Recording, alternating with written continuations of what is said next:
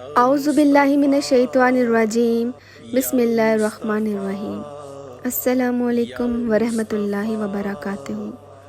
میں ہوں مسز عمران، آپ کے اپنے چینل میری باریک سوچ کے ساتھ۔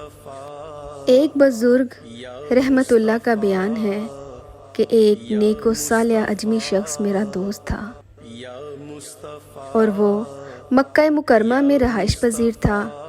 ساری رات بیت اللہ کا طواف کرتا تھا اور کثرت سے قرآن پاک کی تلاوت کیا کرتا تھا۔ عرصہ دراز تک اس کا یہی معمول رہا۔ پھر اس نے اسے کچھ سونا بطور امانت دیا اور خود یمن چلا گیا۔ میں جب واپس لوٹا تو وہ مر چکا تھا۔ میں نے اس کی اولاد سے اپنی امانت کے متعلق دریافت کیا تو انہوں نے جواب دیا، اللہ کی قسم، تم جو کہتے ہو ہمیں اس کی کچھ خبر نہیں اور نہ ہمیں اس امانت کا علم ہے۔ مجھے بے حد دکھ ہوا۔ خیر، میری ملاقات حضرت سیدنا مالک بن دینار علیہ رحمت اللہ الغفار سے ہوئی تو آپ نے مجھ سے فرمایا، اے میرے بھائی، تمہیں کیا پریشانی ہے؟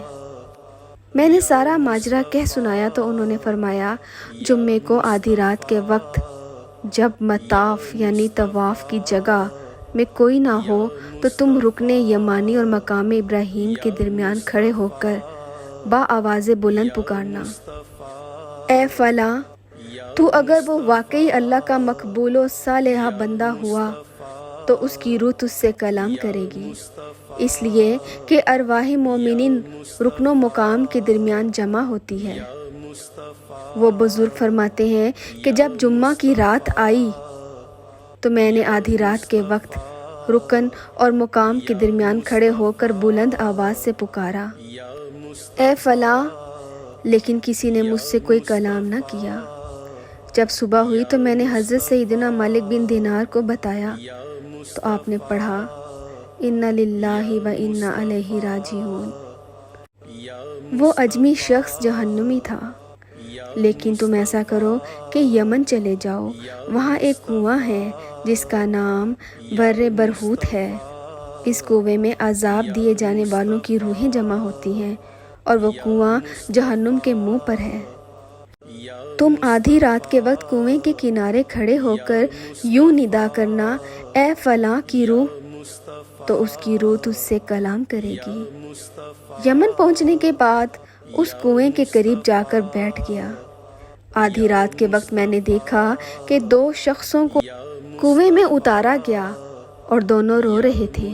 ایک نے دوسرے سے پوچھا، تو کون ہے؟ دوسرے نے جواب دیا، میں ایک ظالم شخص کی روح ہوں جو دنیا میں بادشاہ کا پہرے دار تھا اور حرام کھاتا تھا۔ ملک الموت نے مجھے اس کنویں میں پھینک دیا اور اب مجھے اس میں عذاب دیا جائے گا۔ دوسرے نے کہا، میں عبد الملک بن مروان کی روح ہوں جو نافرمان اور ظالم شخص تھا، اب مجھے اس کنویں میں عذاب دینے کے لیے لایا گیا ہے۔ جب میں نے ان دونوں کی چیخو پکار سنی تو گھبراہٹ کی شدت سے میرے بدن کے رونگٹے کھڑے ہو گئے۔ پھر میں نے اس کنویں میں جھانک کر با آواز بلند پکارا، اے فلاں، تو اس شخص کی آواز آئی، لبیک، یعنی میں موجود ہوں، اور وہ اس حالت میں تھا کہ اسے عذاب دیتے ہوئے مارا پیٹا جا رہا تھا۔ میں نے اس سے پوچھا، اے میرے بھائی، وہ امانت کہاں ہے جو میں نے تیرے پاس رکھوائی تھی؟ اس نے جواب دیا، وہ امانت فلاں جگہ فلاں زینے کے نیچے مدفون ہے۔ پھر میں نے پوچھا، اے میرے بھائی، کس گناہ کے سبب تجھے بدبختوں کے مقام پر لایا گیا؟ اس نے جواب دیا، میری بہن کے سبب، اس لیے کہ میری ایک غریب بہن مجھ سے کہیں دور سرزمین عجم میں رہتی تھی۔ میں اس کی پرواہ کیے بغیر اللہ کی عبادت میں مشغول ہو گیا اور مکہ مکرمہ میں رہنے لگا، اور اس مدت میں نہ مجھے اس کی کوئی فکر ہوئی اور نہ میں نے اس کے بارے میں کسی سے پوچھا۔ جب میں مر گیا تو اللہ نے اسی بات پر میری پکڑ فرمائی اور مجھ سے فرمایا، تو اس کو کیسے بھول گیا؟ اس کے پاس کپڑے نہیں تھے اور تو کپڑے پہنے ہوئے زندگی گزارتا تھا۔ وہ بھوکی رہتی اور تو سیر ہو کر سوتا تھا۔ وہ پیاسی رہتی تھی اور تو پیاس بجھا کر سوتا تھا۔ پھر ارشاد فرمایا، مجھے اپنی عزت و جلال کی قسم، میں قطع رحمی کرنے والے پر رحم نہیں کروں گا۔ اسے لے جاؤ اور برے برہوت میں ڈال دو۔ تو ملک الموت علیہ السلام نے مجھے اس کنویں میں ڈال دیا اور اب مجھے عذاب دیا جا رہا ہے۔